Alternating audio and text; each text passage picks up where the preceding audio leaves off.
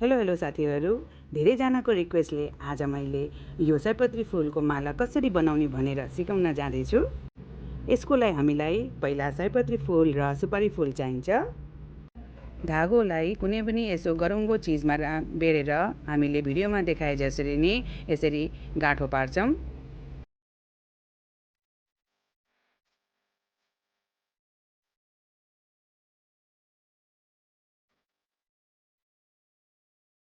अब सयपत्री फुललाई 2 टुक्रा पारेर धागोको बिचमा राखेर गाँठो पार्छौँ। यो भिडियोमा देखाए जसरी नै गाँठो पार्नुहोला। सयपत्री फुललाई 2 चोटि राखेपछि हामीले सुपारी फुल राख्न जान्छौँ।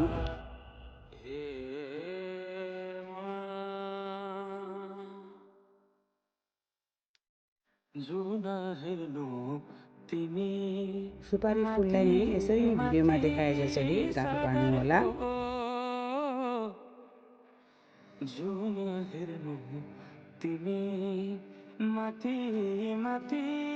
अब एकचोटि सुपारी फुल राखेपछि फेरि 2 चोटि सयपत्री फुल राख्छौँ र यसरी नै भिडियोमा देखाए जसरी गाँठो पार्छौँ।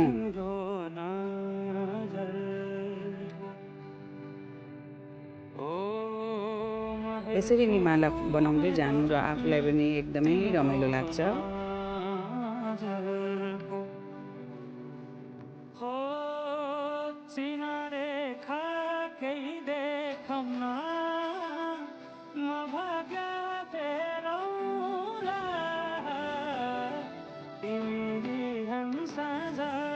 अन्तिममा यसरी नै गाँठो पारेर लास्टमा हामीले कैँची लिएर कटिङ गर्ने धागोलाई।